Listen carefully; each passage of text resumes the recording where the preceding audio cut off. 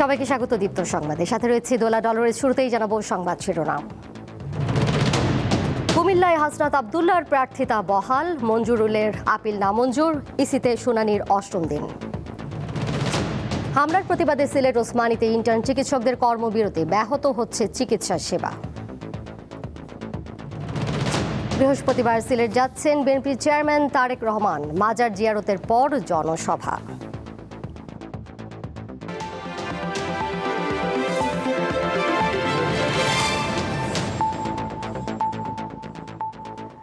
ত্রয়োদশ জাতীয় সংসদ নির্বাচনে মনোনয়নপত্র গ্রহণ ও বাতিলের বিরুদ্ধে আপিল শুনানির আজ অষ্টম দিন। রাজধানীর আগারগাঁওয়ের নির্বাচন ভবনে শনিবারের এই আপিল শুনানি শুরু হয় সকাল 9টায়, বিকেল 5টা পর্যন্ত দিনব্যাপী 2 ভাগে 511 থেকে 610 নম্বর পর্যন্ত মোট 100টি আপিলের শুনানি হয়। আগামীকাল শেষ দিনের শুনানির মাধ্যমে মোট 645টি আপিল নিষ্পত্তি করা হবে। শুনানিতে আসা প্রার্থীদের মধ্যে এখনও নির্বাচনের পরিবেশ, নিরাপত্তা এবং ইসির লেভেল প্লেইং ফিল্ড নিয়ে রয়েছে মিশ্র প্রতিক্রিয়া। সকালে ইসিতে গিয়ে মিথ্যা তথ্য ছড়ানো সহ বিভিন্ন হয়রানির অভিযোগ করেন বাংলাদেশ খেলাফত মজলিসের আমির মামুনুল হক। আমার একটা তারিখ মিস্টেক ছিল, আসলে এটা খুবই সিলি মিস্টেক। আমরা স্বীকার করে নিয়েছিলাম এবং দরখাস্ত দিয়েছিলাম। দস্তখতের মধ্যে 8 জনের নাকি গরমিল পাওয়া গিয়েছিল। আজকে আমি আপিল আদালতে এই 8 জনকে হাজির করেছি, তারা উপস্থিত ছিলেন। আপিল আদালত সন্তুষ্ট হয়ে আজকে আমার মনোনয়ন এলাও করেছে। আমাদের সভাপতি সাধারণ সম্পাদকের স্বাক্ষর মেলে নাই, যদিও এটা ওনাদের সার্ভেয়ারের আপডেটের কারণে এই ভুলটা হয়েছে। এটা ওনারা দেয় নাই, তখন আমরা বলা সত্ত্বেও রিটার্নিং অফিসাররা দেয় নাই। আমি গতকালও বলছি যে ওনারা চাচ্ছে না যে বাংলাদেশের কমিউনিস্ট পার্টি, বাংলাদেশের যারা জন্ম দিয়েছেন তারা নির্বাচন করুক। আমার নির্বাচন করার আগামীতে ইনশাল্লাহ বৈধতা নেই। আমি বৈধভাবে হাটাজারি এবং বাইজিদ আংশিক থেকে আপনাদের সবাইকে নিয়ে আমি আগে চলতে চাই। রাজধানীর আগারগাঁও নির্বাচন কমিশন ভবনে রয়েছেন সহকর্মী শিউলি শবনম। সব শেষ তথ্য জানবো তার কাছ থেকে। শিউলি, শুনানির অষ্টম দিন, এখন পর্যন্ত কতজন প্রার্থিতা ফিরে পেলেন? নির্বাচনী পরিবেশ বা লেভেল প্লেইং ফিল্ড নিয়ে তো অনেক প্রার্থীদের মধ্যে মিশ্র প্রতিক্রিয়া রয়েছে, কি বলছেন তারা? বিস্তারিত জানাবেন।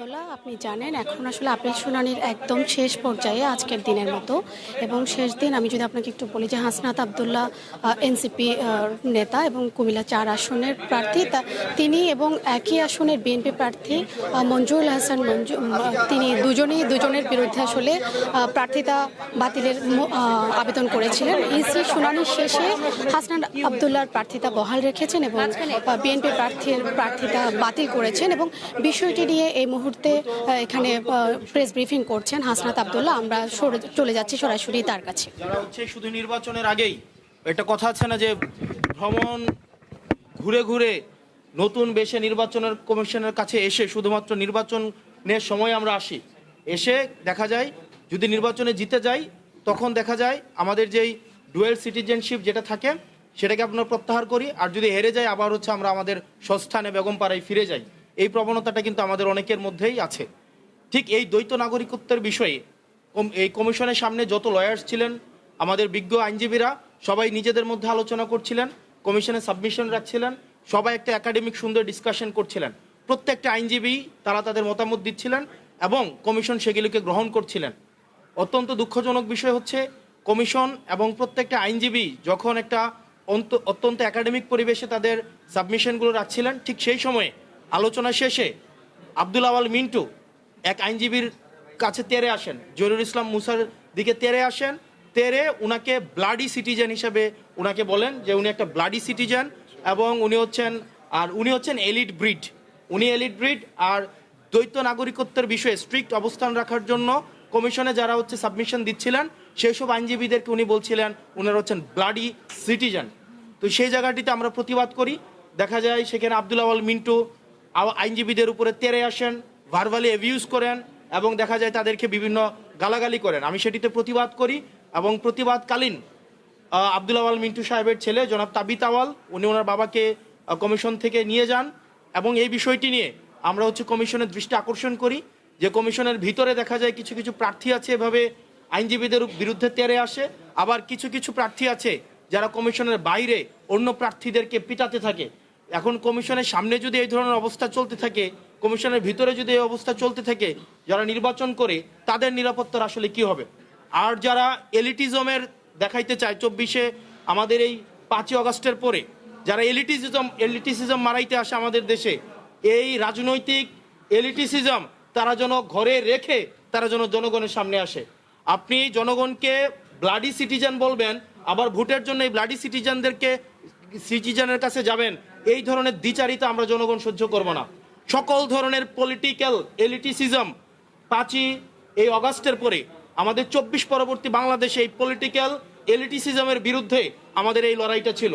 সুতরাং আব্দুল আওয়াল মিন্টুদের মতো যারা বিদেশে টাকা পাচার করে, যারা বিদেশে থাকে এবং যারা মেনটেইন করে, অর্থাৎ আওয়ামী লীগের সাথে আত্মীয়তা করে বিভিন্ন বিজনেস করে, স্বরাষ্ট্র মন্ত্রণালয়ে নিজের ওই পরিবারের বিভিন্ন বিজনেস টিকায় রাখে, শেখ রাহানার সাথে যারা বিজনেস করে, এই তাদের পলিটিক্যাল এলিটিসিজম যখন মারাইতে আসবে, আমাদের এই সিভিলিয়ানদেরকে যখন বলবে আমরা ব্লাডি সিটিজেন, সেটা প্রত্যেকটা নাগরিককে, প্রত্যেকটা যারা ভোটার রয়েছে তাদের প্রত্যেকের মানহানি করে।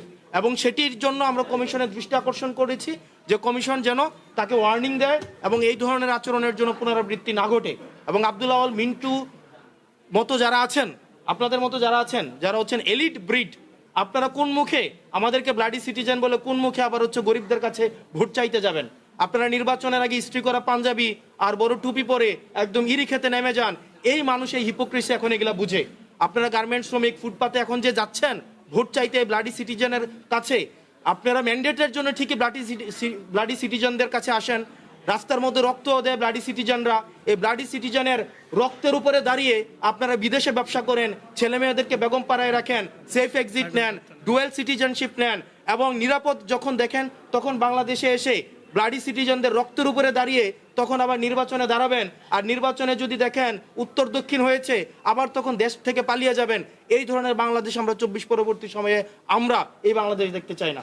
সেটি নিয়ে আমরা নির্বাচন কমিশন আপত্তি জানিয়েছি এবং সকল আইনজীবী, এই জহুরুল ইসলাম মুসার প্রতি যে ধরনের আচরণ করা হয়েছে, এটা সকল আইনজীবীদের প্রতি আমি মনে করেছি এটা তাদের মানহানি করা হয়েছে। এবং কমিশনের মধ্যেই সকল পক্ষের আইনজীবী, শুধুমাত্র যে জহুরুল ইসলাম মুসা না, সকল পক্ষের আইনজীবী, এখানে বিএনপি পন্থী বা অন্যান্য যেই আইনজীবীরা ছিলেন সবাই সেটা এই আব্দুল আওয়াল মিন্টুর আচরণে আহত হয়েছেন এবং তারাও সেখানে ইনস্ট্যান্ট তারা প্রতিবাদ জানিয়েছেন। এখন আমরা কমিশনের দৃষ্টিতে এটি এনেছি এবং এই ঘটনার পুনরাবৃত্তি যেন বাংলাদেশে না ঘটে, এই পলিটিক্যাল এলিটিসিজমের নিপাত অবশ্যই ঘটতে হবে। তারা তাদের মনোজগৎকে চেঞ্জ করতে হবে।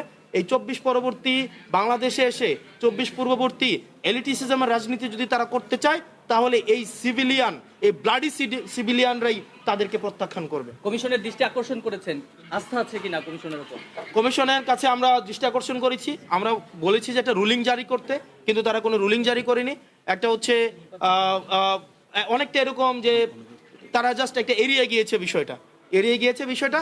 তবে কমিশন উপস্থিত যারা আইনজীবী ছিলেন, আইনজীবীদের প্রতি কৃতজ্ঞতা জানাই, কারণ প্রত্যেকটা আইনজীবী তখন এই বিষয়টিকে প্রতিবাদ জানিয়েছে দলমতের ঊর্ধ্বে ওঠে। কারণ এটা আইনজীবীদের পেশাগত জায়গা থেকে আমি মনে করেছি এটা মানহানি হয়েছে। ভাই, আপনারা শুনে একটু কথা বলি যে আপনাদের আপিলের কারণে আজকে তার মনোনয়ন অবৈধ ঘোষণা করা হলো। এর আগে এত ঋণখেলাপি এবং হলফনামায় মিথ্যা তথ্য থাকার পরও তার মনোনয়নটি যাচাই বাছাইয়ের মধ্য দিয়ে বৈধতা কিভাবে পায় বা যাচাই বাছাই প্রক্রিয়া নিয়ে কোনো প্রশ্ন থেকে যায় কিনা? আমরা সেদিনই আপনারা দেখেছেন রিটার্নিং অফিসারের কার্যালয়ে আমরা প্রায় 1 ঘন্টার আমরা সাবমিশন রেখেছিলাম এবং সেখানেও কিন্তু আমরা এই বিষয়গুলো নিয়ে বলেছিলাম যে আমরা যদি ল এক্সিস্ট করে তাহলে সেক্ষেত্রে উনি বিভিন্ন সময় ওনার প্রিভিয়াস হিস্ট্রিও আছে। উনি 2008-এও একই ঘটনা করার চেষ্টা করেছিলেন, 2018-তেও একই ঘটনা করার চেষ্টা করেছিলেন, 24-এর ইলেকশনেও উনি যেটা 7ই জানুয়ারির যে আমিডামি নির্বাচন হয়েছে সেখানেও উনি প্রার্থী হওয়ার মনোবাসনা করেছিলেন, সেজন্য ওনার বাড়ি বিক্রি করে কিছু টাকা উনি পরিশোধ করেছিলেন। আবার অর্থাৎ নির্বাচনের যখন সিজন আসে, নির্বাচনের সিজন আসলে ওনার যেই মনে হয় যে ওনার কিছু টাকা দিতে হবে বা কোর্টকে ম্যানেজ করার, এই বিষয়গুলো আমরা তখনই এনেছিলাম, কিন্তু তখন আমলে নেইনি। দর্শক, কুমিল্লা 4 আসনে এনসিপির প্রার্থী হাসনাত আবদুল্লার প্রার্থিতা বহাল রয়েছে, তবে তিনি নির্বাচন কেন্দ্রিক কিছু বিষয় নিয়ে নির্বাচন কমিশনের কাছে আপত্তি জানালেন, সেটি আমরা সরাসরি দেখছিলাম। শেষ সময় পর্যন্ত 11 দলীয় নির্বাচনী ঐক্যের বিষয়ে অপেক্ষা করবে বাংলাদেশ জামায়াতে ইসলামী। যদি ইসলামী আন্দোলন ফিরে না আসে, বাকি 47টি আসনে প্রার্থী চূড়ান্ত করবে দলগুলো। শনিবার দুপুরে দলীয় কার্যালয়ে সংবাদ সম্মেলনে এসব কথা জানান জামায়াতের মিডিয়া ও প্রচার বিভাগের প্রধান এহসানুল মাহবুব জুবায়ের। তিনি জানান, আগামী 20 জানুয়ারি সব বিষয়ে চূড়ান্ত সিদ্ধান্ত জানানো হবে। বাস্তবতা হচ্ছে যে আমরা 11 দল, এখন 10 দল, ওনাদের জন্য তো আমরা আসন রেখেছি, আমরা চেয়ারও রেখেছিলাম, আসনও আমরা ঘোষণা দিয়েছিলাম যে এতটা আসন আছে। তো বাস্তবতা একটা এখনো আছে, এখনো সময় আছে, সেই সময় এখনো শেষ হয়ে যায়নি। Sylhet MAG Osmani medical college হাসপাতালে অনির্দিষ্টকালের কর্মবিরতি পালন করছেন ইন্টার্ন চিকিৎসকরা। এতে ব্যাহত হচ্ছে চিকিৎসা সেবা, ভোগান্তিতে পড়েছেন রোগীরা। আন্দোলনকারীরা জানান, শুক্রবার রাতে হাসপাতালের 4 তলার 4 নম্বর সার্জারি ওয়ার্ডে রোগী ও তাদের স্বজনদের সঙ্গে ইন্টার্ন চিকিৎসকদের বাকবিতণ্ডা হয়। এক পর্যায়ে চিকিৎসায় অবহেলার অভিযোগ এনে ইন্টার্ন চিকিৎসকদের উপর হামলা চালায় রোগীর স্বজনরা। এতে এক নারী ইন্টার্ন চিকিৎসক আহত হন। খবর পেয়ে পুলিশ ঘটনাস্থলে পৌঁছে পরিস্থিতি নিয়ন্ত্রণে আনে। এই ঘটনায় হাসপাতালের ইন্টার্ন চিকিৎসকরা অবিলম্বে দোষীদের গ্রেপ্তার ও দৃষ্টান্তমূলক শাস্তির দাবি জানান। এই ঘটনায় হাসপাতাল কর্তৃপক্ষ 5 সদস্যের তদন্ত কমিটি গঠন করেছে।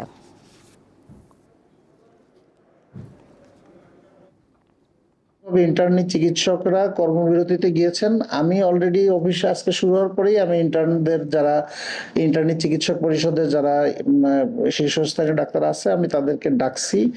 ওরা আসতেছে আমার এখানে, আসলে আমি তাদের সাথে আলোচনা করে যথাশীঘ্র সম্ভব এই কর্মবিরতিটাকে যাতে তারা প্রত্যাহার করে আমরা সেই করতেছি। আমাদের যারা মিড লেভেল ডক্টর আছেন, সহকারী রেজিস্ট্রার, আইএমও, তারপরে অনারারি মেডিকেল অফিসার এবং সহকারী রেজিস্ট্রার অধ্যাপক, সহকারী অধ্যাপক, সবাই কারণ চিকিৎসার সাথে জড়িত। আমাদের চিকিৎসা ব্যবস্থা কিন্তু অব্যাহতভাবে চলতেছে। নিরপেক্ষ তদন্তের মাধ্যমে যদি আমাদের কোনো চিকিৎসক এই ক্ষেত্রে দোষী প্রমাণিত হন, আমরা তাদেরকে ছাড় দেবো না। মত প্রকাশ ও গণতান্ত্রিক মূল্যবোধের উপর সংঘটিত হামলার প্রতিবাদ এবং স্বাধীন, দায়িত্বশীল ও সাহসী সাংবাদিকতার পক্ষে ঐক্যবদ্ধ অবস্থান জানাতে ঢাকায় অনুষ্ঠিত হলো গণমাধ্যম সম্মেলন। এতে অংশ নিয়ে সংবাদপত্র সম্পাদকদের সংগঠন সম্পাদক পরিষদের সভাপতি ও ইংরেজি দৈনিক নিউ এজের সম্পাদক নুরুল কবির বলেন, প্রথম আলো, ডেইলি স্টারে হামলা ও আগুন দেয়া কারো ক্ষোভের বহিঃপ্রকাশ নয়, বরং মধ্যযুগীয় বর্বরতার বহিঃপ্রকাশ। সংবাদপত্রের মালিকদের সংগঠন newspaper owners association of Bangladesh, NOAB ও সম্পাদকদের সংগঠন সম্পাদক পরিষদ যৌথভাবে এই সম্মেলনের আয়োজন করে। অনুষ্ঠানে ইংরেজি দৈনিক ডেইলি স্টারের সম্পাদক মাহফুজ আলম বলেন, স্বাধীন সাংবাদিকতায় বিশ্বাস করলে, সত্যিকার অর্থে উদারপন্থী দৃষ্টিভঙ্গি রাখলে সরকারই সবচেয়ে বেশি লাভবান হবে। গুম, খুন ও নির্যাতনের শিকার ব্যক্তিদের পরিবারের পাশে থাকার অঙ্গীকার করেছেন বিএনপি চেয়ারম্যান তারেক রহমান। দুপুরে রাজধানীর বাংলাদেশ চীন মৈত্রী সম্মেলন কেন্দ্রে আয়োজিত এক অনুষ্ঠানে তিনি এই আশ্বাস দেন। এই সময় তারেক রহমান বলেন, কৌশলের নামে গুপ্ত বা সুপ্ত রূপ ধারণ করেনি বিএনপি। গত আওয়ামী লীগ সরকারের আমলে গুম, খুন, নির্যাতনের শিকার ব্যক্তিদের পরিবারের সঙ্গে এ মতবিনিময় সভার আয়োজন করা হয়। আমরা বিএনপি পরিবার ও মায়ের ডাক এই অনুষ্ঠানের আয়োজন করে। এতে বিগত সময়ে গুম ও খুনের শিকার পরিবারের সদস্যদের অভিজ্ঞতা ও বক্তব্য শোনেন তারেক রহমান।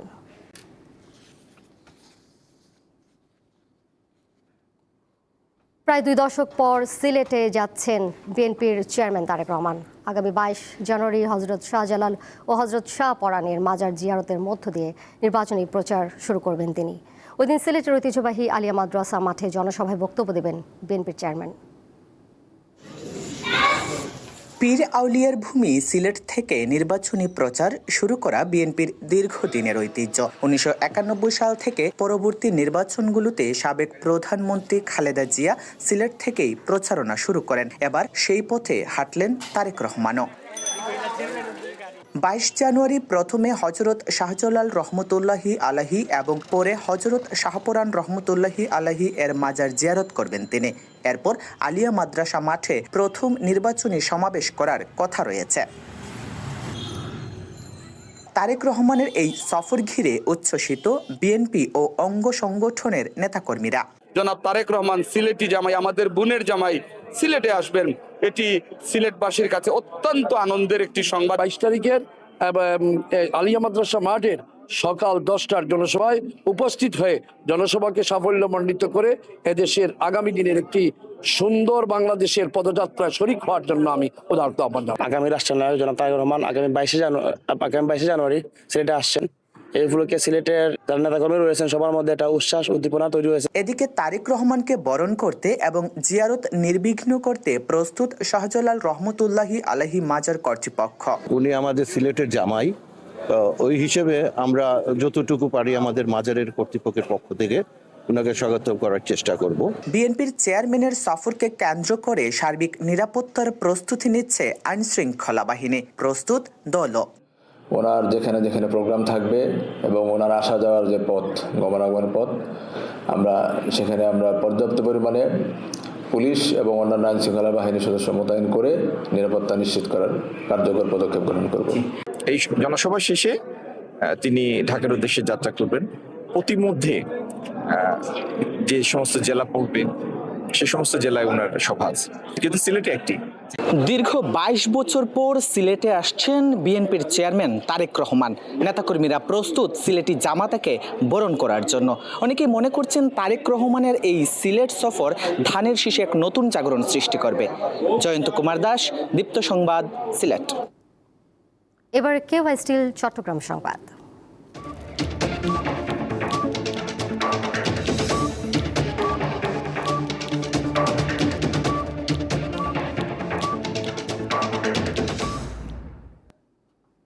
ফেনীর দাগনভূঞা উপজেলার রামচন্দ্রপুর এলাকায় অটোচালক সুমিত দাস সমীরকে হত্যার প্রতিবাদে মানববন্ধন করেছে বাংলাদেশ দলিত ও বঞ্চিত জনগোষ্ঠী অধিকার আন্দোলন।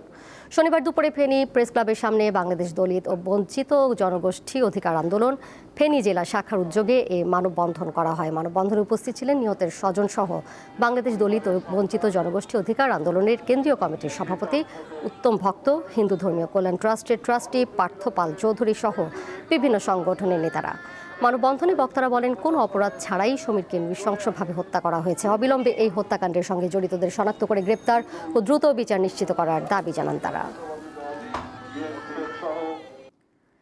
শীতকালের অন্যতম জনপ্রিয় খাবার কুমড়া বড়ি তৈরিতে ব্যস্ত সময় পার করছেন নওগাঁর কারিগররা। চাহিদা বাড়ায় ভোর থেকে শুরু হয়ে রাত পর্যন্ত কাজ করছেন কুমড়া বড়ির কারিগররা। মাসকালাই, চাল কুমড়া, জিরা, কালিজিরা, মোহরি সহ নানা উপকরণ সারা রাত ভিজিয়ে রাখার পর মেশিনের সাহায্যে গুঁড়া করে বড়ি তৈরির উপযোগী করা হয়। এরপর 2 থেকে 3 দিন ধরে এগুলো শুকানো হয়। নওগাঁর রানীনগর উপজেলার খটেশ্বর গ্রামের প্রতিটি বাড়িতে চলছে এই কর্মযজ্ঞ। প্রকারভেদে প্রতি কেজি বড়ি 150 থেকে 400 টাকায় খুচরা ও পাইকারি বিক্রি করা হয়। মাসকালাই 1 কেজি মাসকালাই আপনার 600 গ্রাম বড়ি হয়। আগে পাটাত বাটা হচ্ছে, এখন মিশিং আছে, আমাকে নিন ঘুম সব হারাম। 2 রোদে উঠে 3 রোদে উঠে, ওঠার পর এটা আমরা আর কি বিক্রি করি। জয়পুরহাট, পাঁচবিবি, বিরামপুর এগুলো পাইকারি দিয়ে আসি। নিজ জেলার প্রয়োজন মিটিয়ে পাঠানো হচ্ছে সারা দেশের বিভিন্ন স্থানে। তবে বড়ি তৈরির প্রধান উপকরণ মাসকালাই সহ অন্যান্য জিনিসপত্রের দাম বেড়ে যাওয়ায় এবং স্বল্প সুদে ঋণ না পাওয়ায় এই শিল্পটি থেকে অনেকেই মুখ ফিরিয়ে নিচ্ছেন। কালাইয়ের দাম বেশি। 2 মাস আগে কালাই ছিল 4100 টাকা বস্তা, এখন 6000 টাকা বস্তা কালাই। তো সরকার থেকে কোনো আর্থিক সহায়তা পাই না, এই জন্য আমাদের বাইরের সেল করতে পারতেছি না। আমরা উদ্যোগ নিয়ে তাদের একটি দল গঠন করে, যারা এই পেশাতে এখনো আছে, তাদেরকে সরকারি কোন কোন সুবিধার আওতায় আনা যায় এবং তাদেরকে সাবলীলভাবে সরকারের সাথে আমাদের সাথে যেন তারা কাজ করতে পারে, সেই বিষয়ে আমরা উদ্যোগ নিব। পুষ্টিবিদরা জানান, মাসকালাইয়ের কুমড়ার বড়ি উচ্চ প্রোটিন, ফাইবার, আয়রন ও অ্যান্টিঅক্সিডেন্ট সমৃদ্ধ একটি পুষ্টিকর খাবার, যা হজম শক্তি বাড়ায়, হার্ট সুস্থ রাখে, পেশি গঠন এবং ডায়াবেটিস ও রোগ প্রতিরোধ ক্ষমতা বাড়াতে সহায়তা করে। বাঙালির রান্নাঘরে প্রাচীনকাল থেকে বিভিন্ন তরকারির সাথে এই বড়ি ব্যবহার করা হয়। সাদিয়া চৌধুরী, দীপ্ত, বার্তা কক্ষ। ভোলার মনপুরায় প্রেমের টানে সিলেট থেকে যাওয়া এক কিশোরীকে জিম্মি করে গণধর্ষণের অভিযোগ উঠেছে। বৃহস্পতিবার রাতে মনপুরা উপজেলার উত্তর সাকুচিয়া ইউনিয়নে এই ঘটনাটি ঘটে। খবর পেয়ে শুক্রবার সকালে ওই কিশোরীকে উদ্ধার করে পুলিশ। পরে মনপুরা থানায় মামলা করেন ওই ভুক্তভোগী। কিশোরীর প্রেমিক মোহাম্মদ সজীব মনপুরা উপজেলার উত্তর সাকুচিয়া ইউনিয়নের বাসিন্দা। তিনি চট্টগ্রামের একটি গার্মেন্টসে কাজ করেন। পুলিশ জানায়, বিয়ে করার জন্য মনপুরায় তার দাদির বাড়িতে অবস্থান করছিল। বিষয়টি জানতে পারে স্থানীয় প্রভাবশালী মাকসুদ ও আলামিন তাদেরকে ভয়ভীতি দেখিয়ে 2 লাখ টাকা চাঁদাও দাবি করে। পরে 50,000 টাকার বিনিময়ে চট্টগ্রামে পাঠানোর ব্যবস্থা করে দেবে এমনটা বলে তাদের তালতলি বেড়িবাঁধ এলাকায় নিয়ে গিয়ে সজীবকে পিটিয়ে আহত ও তরুণীকে গণধর্ষণ করা হয়। মনপুরা থানার ভারপ্রাপ্ত কর্মকর্তা জানান, অভিযুক্তদের গ্রেপ্তারে অভিযান চলছে।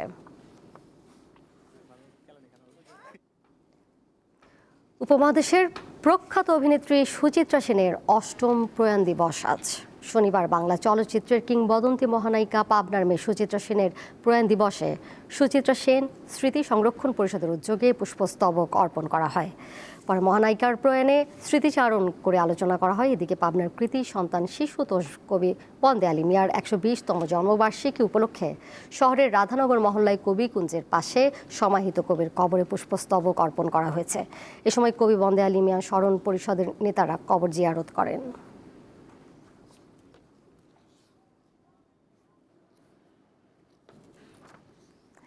শেষ করব দীপ্ত সংবাদ, যাবার আগে শিরোনামগুলো জানিয়ে দিব আরও একবার। কুমিল্লায় হাসনাত আবদুল্লার প্রার্থিতা বহাল, মঞ্জুরুলের আপিল নামঞ্জুর, ইসিতে শুনানির 8ম দিন। হামলার প্রতিবাদে সিলেট ওসমানীতে ইন্টার্ন চিকিৎসকদের কর্মবিরতি, ব্যাহত হচ্ছে চিকিৎসা সেবা। বৃহস্পতিবার সিলেট যাচ্ছেন বিএনপি চেয়ারম্যান তারেক রহমান, মাজার জিয়ারতের পর জনসভা।